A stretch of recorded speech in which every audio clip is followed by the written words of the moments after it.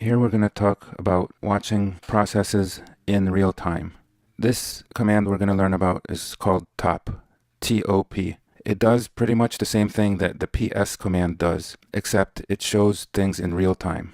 Top is not one of those commands that just runs and then gives you your command line back. This one starts running and it doesn't stop running until you hit the Q key on the keyboard. You may even have to hit Q and then enter. Okay, I'm going to run the command and show you what it does.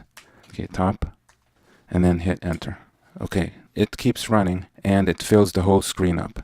There's stuff being updated here and here. Okay, now I'm going to hit Q. Okay, I didn't even have to hit enter after hitting Q. Okay, I'm going to run it again. These rows, each one corresponds to a process, and it only put enough processes to fit on the screen. They're organized by PID, process ID. The process that's most recent is on top, and they descend from there on. So MD worker would be the most recent process to run. I guess it ran after top. Top is taking up 7% of the CPU. Again, Q is for exiting. I'm going to exit now. I'm going to clear the screen. Okay. Now top can take some options. The N option allows you to specify how many processes you want to list instead of just filling up as many as the screen can take. So here I specified that I want 8 processes to show up. Okay. There's the O option. That's for ordering. I want them ordered by CPU. In other words, the process that's using the most CPU cycles is going to be on top, instead of the most recent process being on top.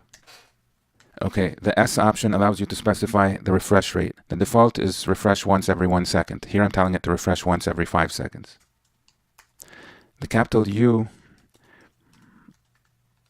allows you to specify that only processes related to the user that you specify will show up. Okay, now I'm going to run the command. Okay, as you can see, there's 1, 2, 3, 4, 5, 6, 7. There's 8 lines for 8 processes, and the one with the most CPU cycles is at the top.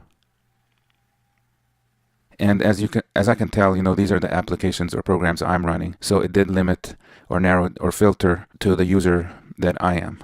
Okay, as I said, this command runs. It doesn't return the prompt unless I quit from it. And it also accepts other commands besides the Q to quit. One of them is the question mark. I'm going to press it right now. Okay, as soon as I pressed it, it gave me a help menu. On the left here, this column shows the options which I've chosen. Okay, for example, the 5 here, because I decided that I was going to delay, the refresh rate was going to be every 5 seconds. And the user is Samah Labib. So these are the ones I already selected. These are the ones, this gives me some guidance on how to change them in real time. In other words, right now, instead of rerunning the command and choosing different options. For example, I could press S1. Okay, and now it's refreshing every 1 second. And I didn't have to press enter or anything. Okay, it says it's refreshing every 1 second. Well, let me do the question mark again. I don't think it changed it. Okay, maybe it needs a capital S1. No. Okay, let me try. Okay, first I gotta press any key and then press S1. And then let's try enter. Okay, so that's why it wasn't doing it. Okay, when I choose an option in real time, I have to first get out of the help, and that's what I was forgetting to do. And then, enter the keystrokes and then hit enter. That's how you activate it. You activate that option.